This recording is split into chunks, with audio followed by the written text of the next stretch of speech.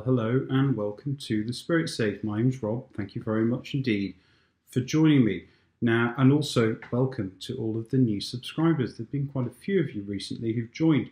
Thank you very much for subscribing, and I hope you enjoy the content.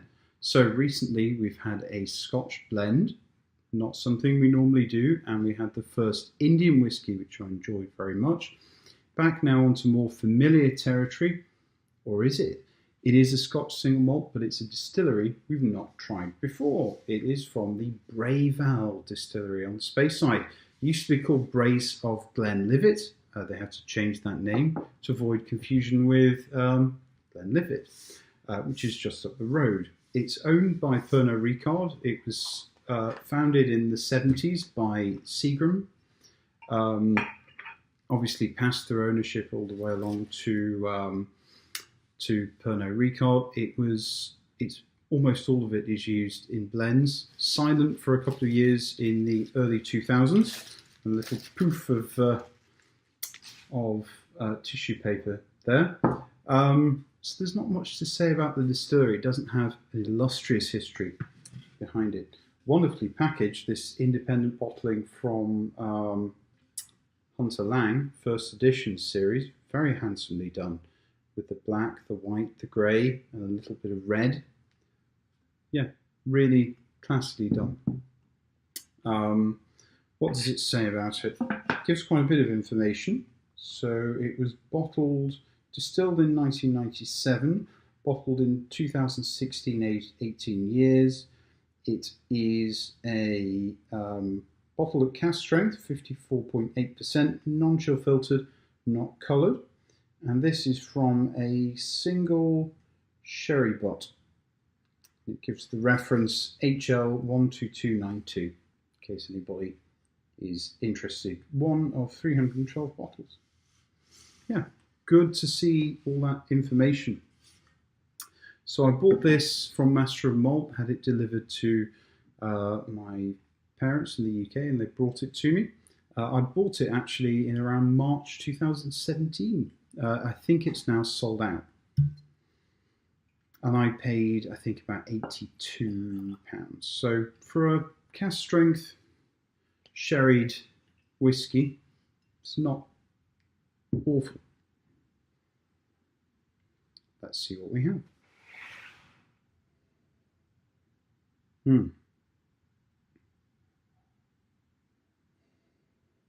The sherry is immediately apparent, but there's the standard, the typical Speyside maltiness and a little coconut note in there as well.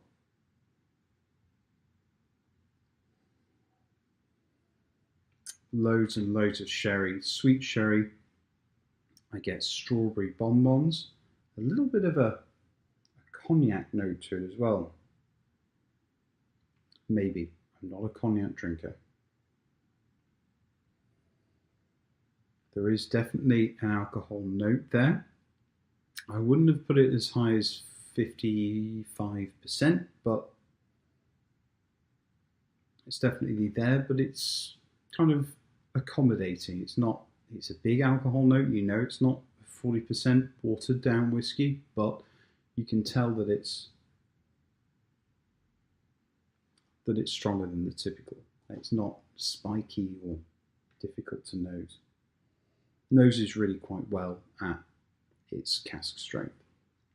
There's cherry and banana on the nose, lots and lots of fruits, raisins and dates.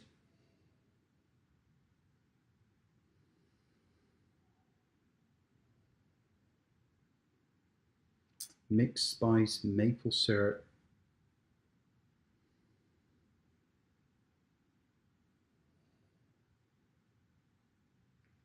Cardamom, caramel.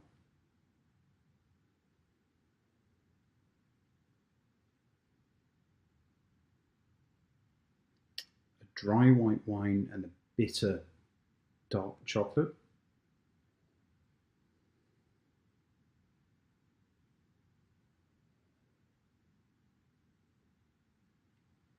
Quite a lot of ginger, kind of like a Jamaica ginger cake, which I absolutely love. Christmas cake with plenty of dried cherries in the mix.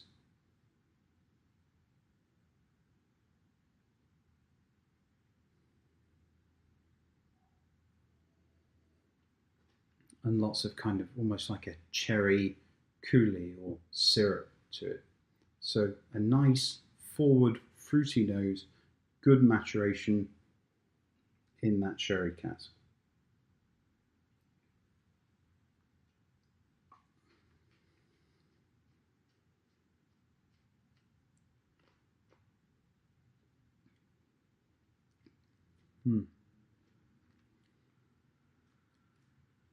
Little bit hot at its full strength, but it's not that hard to palate.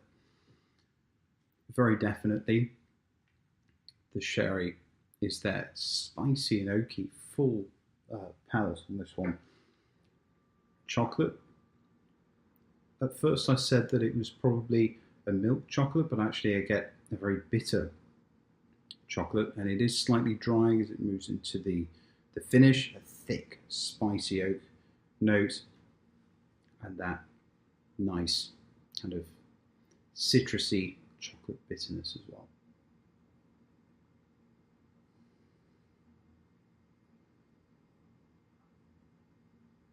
More fresh fruits have appeared on the nose, a kind of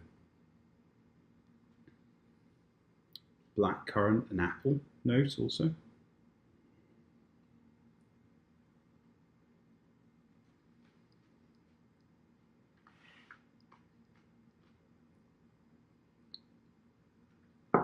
Lovely, bitter, chocolatey and rich. So I'm just going to go ahead and add a little bit of water. I'd say a full teaspoon and then just a little drop more. It will take a fair amount of water.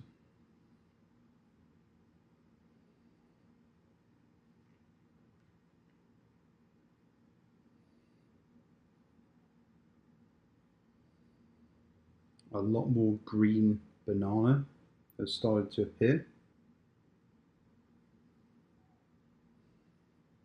Definitely some orange oil.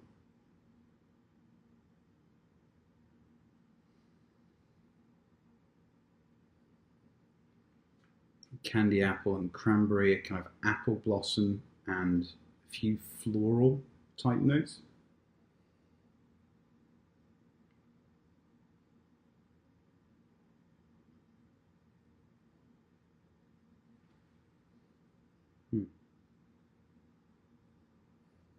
Fun to experiment with this one actually, because it's nice at cask strength, it's perfectly palatable, and then you add a little bit of water, give it a bit of time, and then really just change the character of the whiskey.